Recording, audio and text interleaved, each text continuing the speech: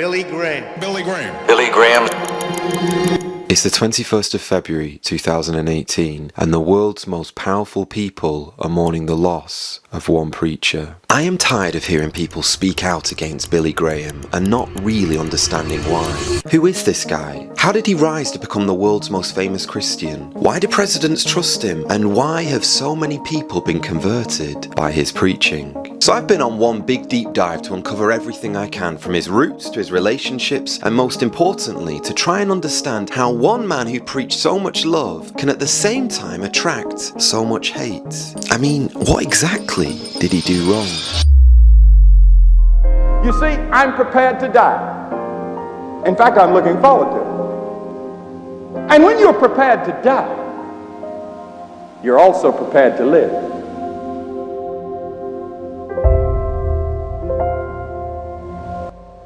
Billy Graham Jr. was born into a farming family with heritage that stretched deep into North Carolina soil. He arrived around 4 p.m. on November the 7th, 1918, just 4 days before the end of the First World War. Billy's parents were called Frank and Morrow Graham, and they would raise him along with 3 siblings in the rolling pastures on their family dairy farm. If you've ever wondered what denomination were the Grahams, well, they were faithful members of the Associated Reformed Presbyterian Church in Charlotte.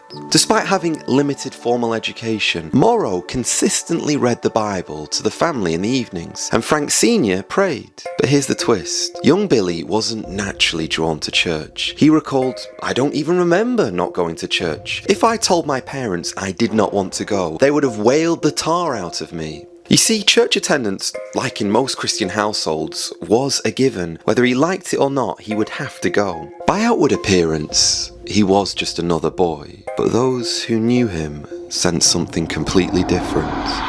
We were very typical of country people. My brother, who is 5.5 years older than I, never took to farming.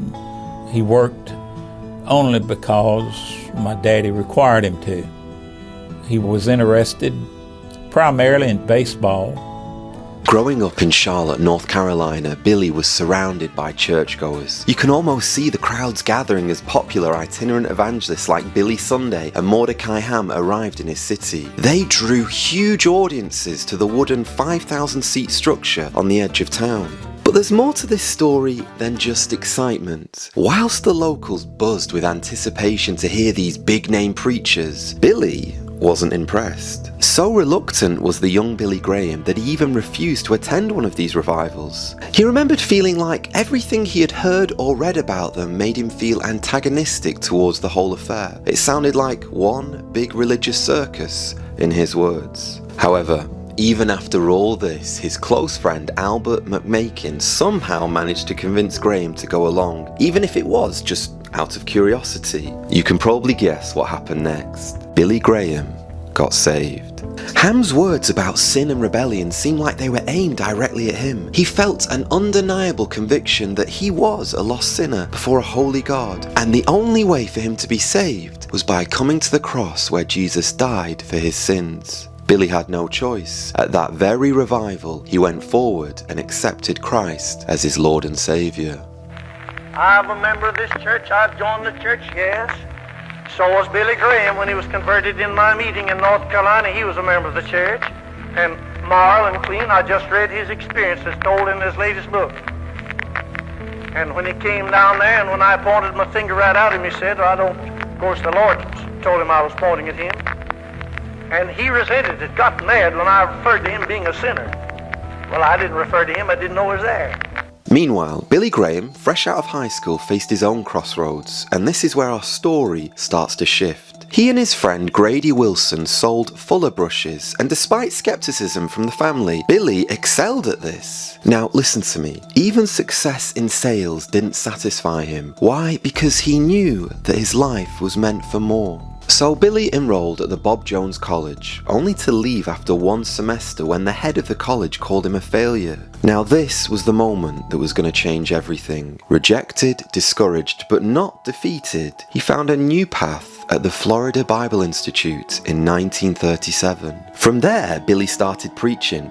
At first he started small, preaching to stumps along the riverbank, imagining that they were people. He even preached to cows sometimes. But 1 year later, aged 18, Billy would move on from addressing the cattle to addressing crowds of 500 to 1,000 people. I know the first time I heard him preached, his mother recalled. He preached so loud you wouldn't believe it. He didn't need a microphone. Literally, you could hear him from a quarter of a mile away. She even worried and said to the young Billy, "Son, you can't preach that loud. You'll scare people away." Now, while Billy's voice was booming across riverbanks and chapels, something else was unfolding quietly in the background. At that same time, Billy had met a girl. She was the daughter of missionaries and so had spent most of her childhood in China. Ruth carried a quiet but firm desire to serve God overseas. In fact, so much so that she decided that she never wanted to marry. And here Billy found himself instantly drawn to her. Alright, so as you can see, this is where things get a little complicated. Both remained committed to their separate futures. Ruth was going to be a missionary, and Billy was going to be an itinerant preacher. "I was frightened to death to ever ask her on a date," Graham said, but he finally did, taking her to a local chapel to hear Handel's Messiah.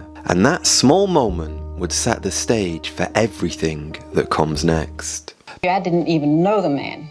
I'd just been with him for that one date. But I just prayed and I said, "Lord, if you will let me share his life, I will consider it the greatest honor possible." And fortunately, I didn't know what lay ahead. I wouldn't have had the nerve to pray a prayer like that. Billy's first pastorate came in Western Springs, Illinois, a village Baptist church. They were just a small congregation of 35 members. Under normal circumstances, a church that tiny meeting only in the church basement wouldn't seem like the starting point for anything remarkable. But you're about to see why this was the start of something truly incredible. Opportunity knocked on the door. Torrey Johnson, a preacher in Chicago, invited Graham to take over Songs in the Night. And if you only remember one thing from this part of Billy's life, let it be this. That invitation became a pivotal turning point, suddenly placing him in front of bigger audiences, bigger than he could ever imagine. Now, unfortunately, the frequent absences from Western Springs Church caused a tension between Billy and the deacons. What would you do here? I mean, how long could this situation realistically last? Graham had an unexplainable drive to preach the saving gospel anywhere and everywhere, and this